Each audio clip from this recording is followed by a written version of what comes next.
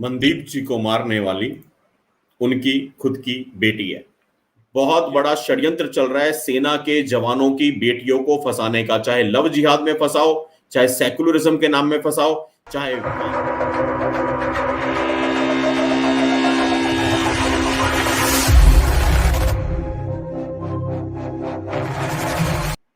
Captain Mandeep जी।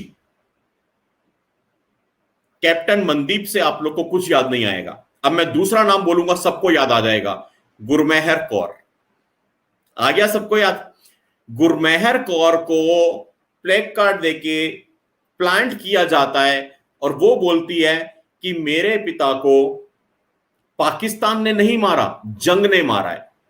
और अभी कुछ दिन पहले रवीश और अभिसार लिखते हैं, दानिश सिद्दीकी पे जो गोलियां लगी उन गोलियों पे लानतें हैं, तालिबान को लानत नहीं दी। कनेक्टिंग द डॉट्स जो हमेशा शुभम मंगला बोलता है, इस तरह डॉट्स मिलाओ। इनका स्क्रिप्ट राइटर एक है, उसी राइटर ने वो तख्ती लिख के गुरमेहर कौर को पकड़ाई थी और उसी स्क्रिप्ट राइटर ने वो ट्वीट लिख के रवीश और अभिसार जैसे लोगों को दिया जो लानत दे रहे हैं किस पे, गोलियों पे। लेकिन तालिबान के लिए एक शब्द नहीं बोल सकते क्योंकि तालिबान बाप है इनका। मनदीप जी को मारने वाली उनकी खुद की बेटी है। तब हमने ये एक्सपोज किया था कि बेसिकली ये पूरी की पूरी स्टोरी झूठी थी। उनके पिता कारगिल में शहीद नहीं हुए थे। उनके पिता का जो बलिदान था, उनके पिता ने जो वीर गति को प्राप्त किया था, वो 6 अगस्त को कुपवाड़ा में किया था। मैंने ये भी बोला था, हम हर बलिदान को, जो भी हमारे जवान वीर गति को प्राप्त होते हैं, उनके चरणों में नमन करते हैं, उनके परिवारों को नमन करते हैं।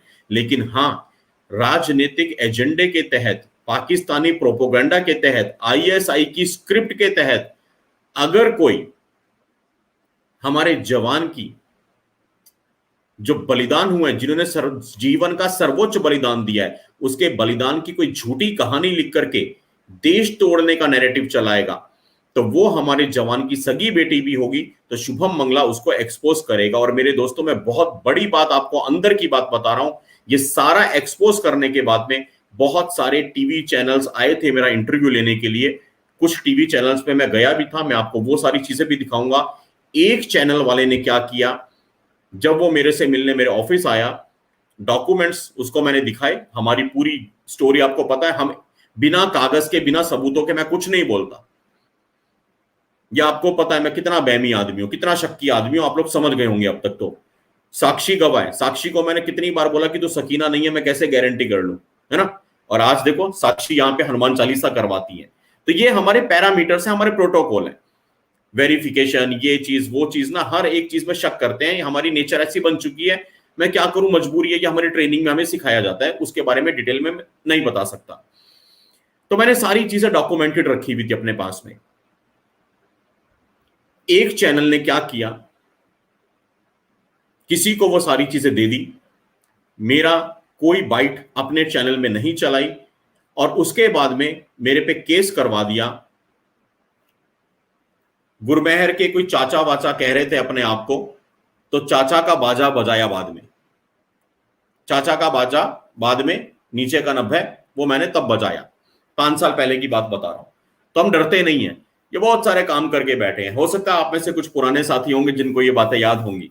अगर किसी को याद होगा तो बता दीजिएगा, कोई 5 साल पहले से अगर जुड़ा हुआ है, क्योंकि उसके बाद तो 3-4 बार बैन लग चुका है।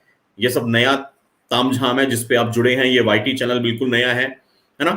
फिर भी अगर किसी को याद होगा तो बता दीजिएगा, 5 साल पहले ये सब कुछ हमारे साथ में हुआ था। दिवस और कारगिल को लेकर के गुरमेहर कौर को किस तरह प्लांट किया गया, हमें समझना पड़ेगा।